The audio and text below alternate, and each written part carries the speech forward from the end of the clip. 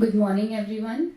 Um, the topic for my session today is the human edge in pre-sales, beating AI drafted proposals. But first, thank you all for coming for the session, because now when I hear about yet another AI topic, what AI can do, I really roll my eyes.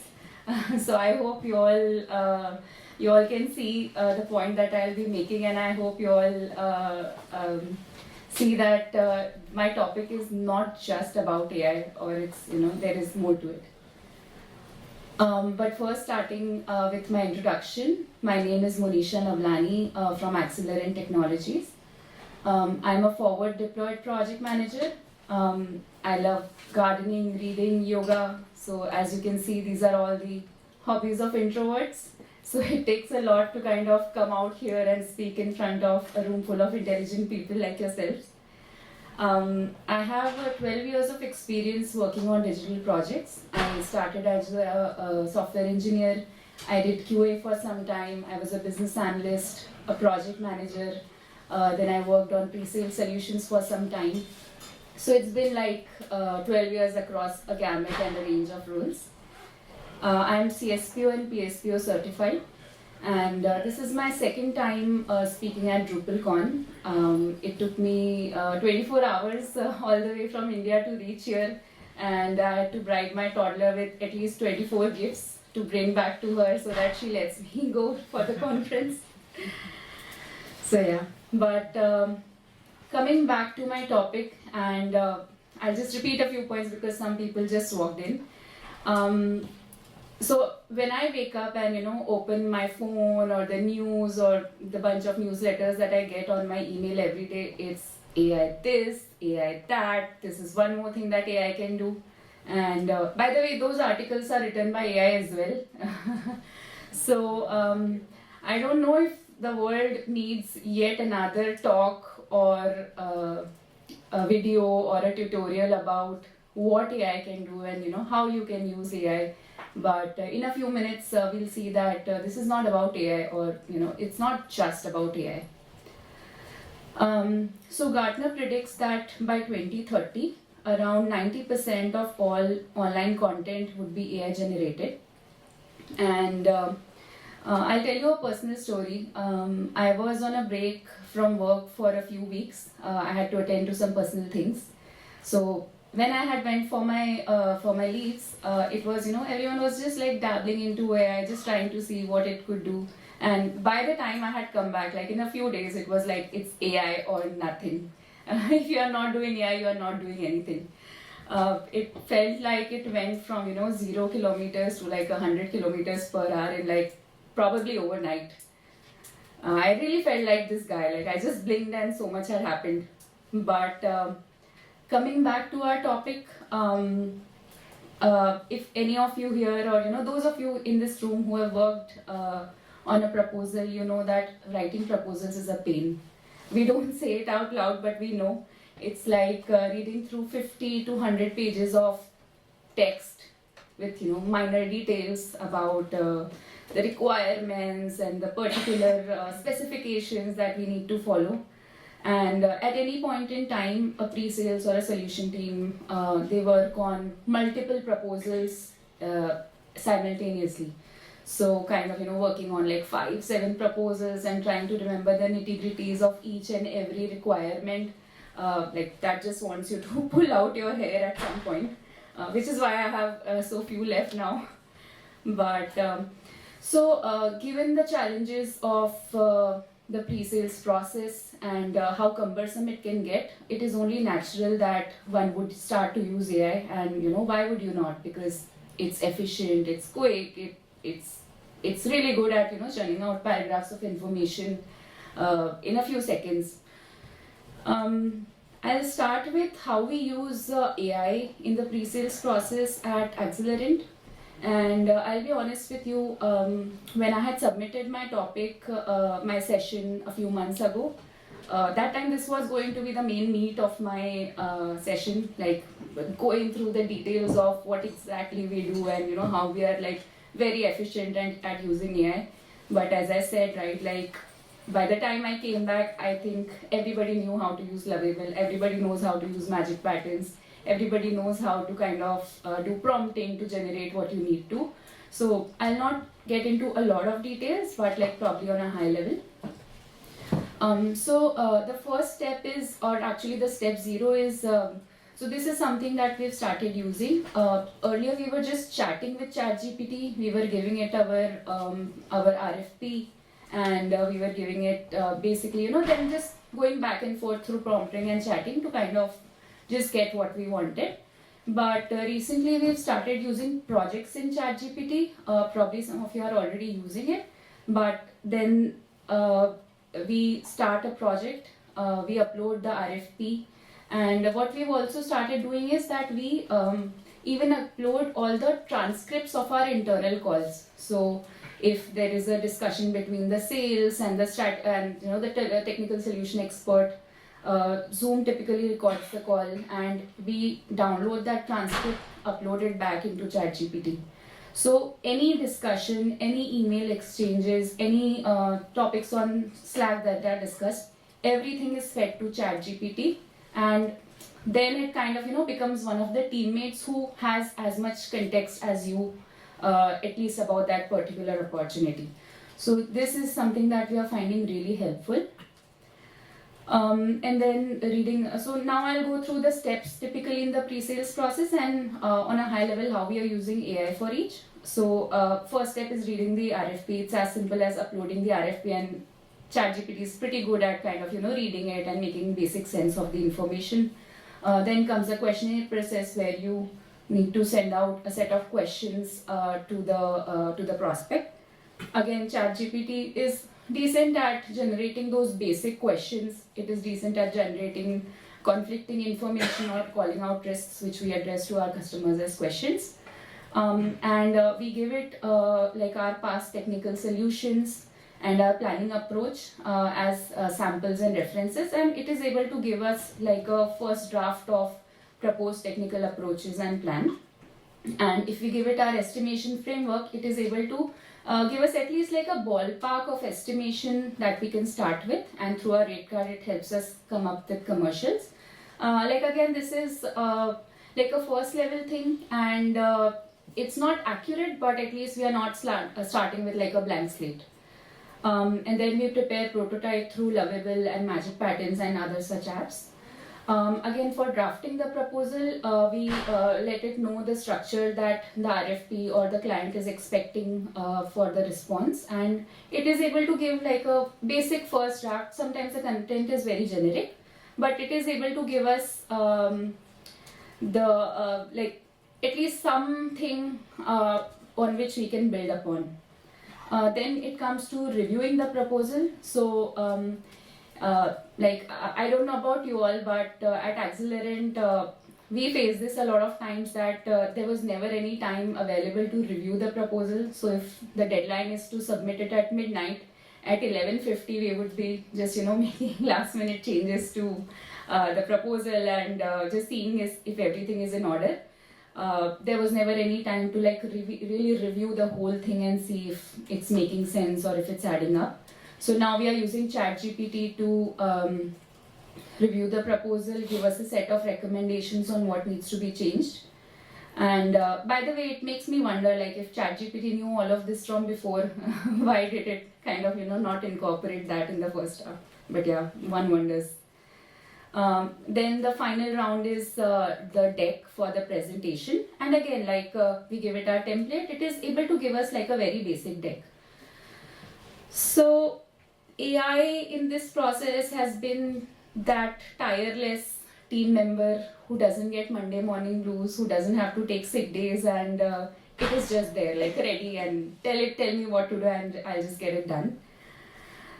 So all of this, right, the AI and how it can do so much, it makes me personally feel really uncomfortable. We'll address the elephant or the robot in the room. If AI can do all of the above with speed and accuracy, where do I still matter? Why am I still required?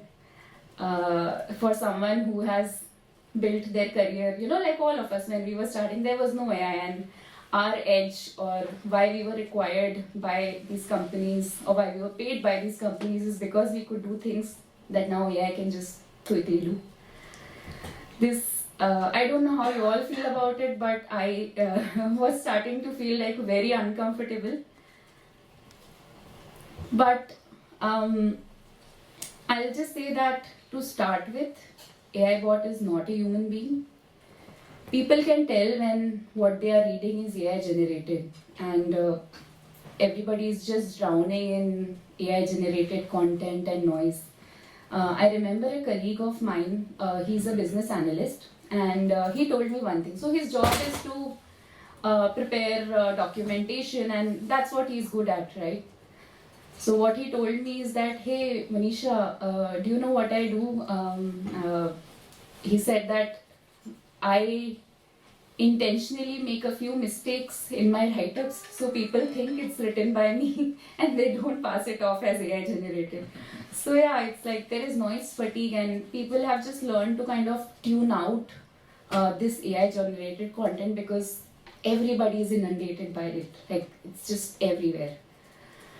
And then the point that buyers are using AI to create RFPs, vendors are using AI to generate responses, buyers are using AI to compare responses.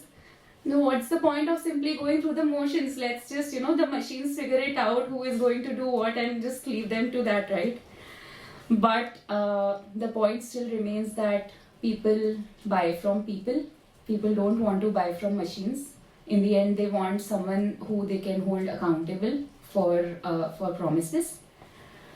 So I'll now speak about the artificial plus human intelligence that we use in the AI, in the pre-sales process at Accelerant. So on the white is what we discussed earlier, what ChatGPT can do, and very quickly, efficiently. But the secret sauce for the setup is these intelligent instructions that I give to ChatGPT. I tell ChatGPT that this is how your tone should be. Do not put a lot of M dashes. So these intelligent instructions on how it is supposed to approach the entire proposal, what I know about the customer already, who I know to be the decision maker, what have I learned about the persona of the particular buyer. These intelligent instructions are still what remain very much human. So AI will read the RFP, but only I can tap into my lived experience and join the dots. So AI will very confidently say that, hey, this migration is really easy, but I know that I have spent weekends, I've missed my daughter's birthday trying to make the sprint ready for demo. So I'll tap into my lived instruction to really assess what the RFP is all about. AI will generate questions for the questionnaire process like in seconds, but I will be able to deeply understand the customer's pain point. They might be saying something, but there is something else that is their real pain point, which even they are not able to say out. And this is about reading the room, reading the body language and expressions in the process. AI will do technical solutioning and planning, but it will never be, or at least until now, it is not able to generate new approaches because it works on things that are already available, but it is the human creativity, my problem solving skills, my engineering mindset that AI does not possess, at least yet. AI will prepare estimations and commercials, but in the end, I am to be held responsible for it. So I will put in my judgment, I will be honest with my client that, hey, this is how you can make the whole thing cost effective. This is how perhaps you can invest more but make your system scalable for future use. AI can do prototyping through lovable and magic patterns, but I know what the customer cares about. AI will prepare prototypes for anything, but I know that this is the main use case that is the problem area for the customer, and I would center most of my pitch around that. AI will draft the proposal, but it's only through my iterations and my instructions that I'll be able to come up with something which is very specific and relevant to the RFP at hand. AI will review the proposal and give me recommendations on the changes that I am to make, but it is up to me to decide which recommendations to consider. AI will prepare the deck for the live presentation, but if there's an unexpected customer question, I know how to handle it. I'll be able to read the room, I'll be able to read the expressions and change my pitch or deck accordingly. So humans can do all of this along with accountability. We cannot hold machines accountable for things that they put out. Humans can admit it that we haven't done this yet. AI will very confidently go and lie to your face that hey, we'll build this scalable system and it will never go down and it will be really quick. But only we have the power for authenticity, where we can say that hey, we haven't done this yet, but we are confident of figuring this how. These are the steps 1, 2, 3 on how we'll do it. Ethical judgment, governance, complex negotiations, lived experience, creative thinking, empathy, connections, trust, emotions. I could go on. And thankfully, those are the things that AI, I don't think it's near mastering any of these. So this is the human edge, and it is not going anywhere, at least for the time being. In essence, AI bot is not a human being. People buy from people. Relationships still mean something. Everything can be fake, but what we are doing in this room, we are talking to each other, we are building connections and trust. This is not something that AI can replicate. But none of this to say that we don't need AI. The future will be for the ones who can harness the power of AI, really tap into their human things, hone those human edge, and multiply their overall output. So soon the competitive edge will be human interactions, calls answered without going through a phone tree, personal emails, handwritten notes.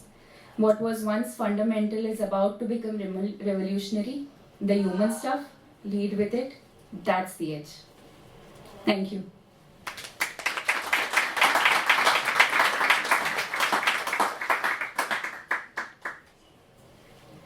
Happy to answer any questions or if you have any recommendations.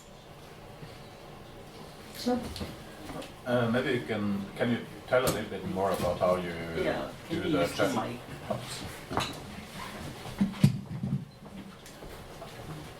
Can you tell a little bit more about how you use ChatGPT and projects when you write tenders? Sure. So I'll tell now, and probably after the session I can even show you some of the examples. So we create a project in ChatGPT. As I said earlier, we were just chatting back and forth, and what would happen is that if we discuss something with ChatGPT today, and if we come back after 2 days, it has lost that memory. So now we create a project which is a dedicated space for that particular opportunity or that particular RFP. When we create it, we upload the RFP itself. And as I said, if there is an internal strategy call or a planning call that is happening, or a call where we are brainstorming the technical solution, we make sure to record that call and we make sure to download the transcript, upload it back to ChatGPT. So ChatGPT essentially knows as much about the opportunity as we do. And now what we've also started doing is we share this project amongst this entire pre-sales team who is working on this particular proposal. So let's say my colleague has already chatted with ChatGPT or discussed why we will go with Laravel for this particular implementation. ChatGPT knows this context, and what he has already built up upon with ChatGPT, it's not lost. So now everybody has that information through ChatGPT, and any documents we create, any PDFs we create, any relevant Slack threads, we upload it all into ChatGPT. Right now the process is manual. I don't think we figured a way to kind of directly connect Drive with ChatGPT, but so right now we are uploading manual files, but that 10 seconds of downloading and uploading is really worth it. And as I said, the instructions is the secret sauce. So we have very detailed instructions, and I can show you some as an example. in terms of the tone of voice it is supposed to use, the thinking hats it is supposed to use. So I have told it like how it is supposed to think like a strategist, how it is supposed to think like a technical solution expert. And when I chat with it, I tell ChatGPT that play the role of a strategist right now, and then tell me how I should approach the RFP. So the instructions is really the secret sauce, and I'll be happy to show it to you after the session. Hope I answered your questions. Yeah, I have another question. So how do you deal with the hallucinations in the... So like earlier when we were just chatting, there were a lot of hallucinations, but with the projects I don't see, like I have yet to come across an example where it is making mistakes. So I believe like with projects, like the memory it has, and also like a lot of times I explicitly use this command, like if I have discussed something with ChatGPT and it's very important, I tell it, please save this to your memory. So it remembers. And in projects like I've personally seen, I haven't come across hallucinations. Sure. With the public AI online, like ChatGPT, that use maybe data from training, for training your data, you're not afraid, but you're careful about providing client and your response to ChatGPT, and maybe will be used after that to have the same response for every people that responding to the RFP. So maybe you will have the same response for everyone, because everyone is using the same process. That is how it started. Like that is what the problem statement was, that everybody's proposals are effectively the same because everyone is using ChatGPT. But as I said, right, like these internal discussions we have, those are very intelligent conversations. We brainstorm a technical solution, we discuss between A, B, C. So these transcripts are really helping us stand out, churn out proposals which are very relevant and very specific. So earlier the first draft from ChatGPT used to be very generic, like it's all fluff and faff. But now through all the context and through all the information and the files that we are sharing with ChatGPT, it is able to come up with very specific content. And I don't tell ChatGPT anymore to kind of give me the draft for the entire proposal in one go. I tell it, give me the executive summary. Then I go back and forth with ChatGPT to come up with a summary which is very relevant and specific. And then I go to the problem statement. So because of the back and forth that I have gone for the executive summary, it will give me a better problem statement. So this iteration, right? So ChatGPT kind of learns along with me. We both learn with each other and together. We're out of time. I'll be happy to answer any questions if you all have. Thank you so much for coming for my session. Thank you.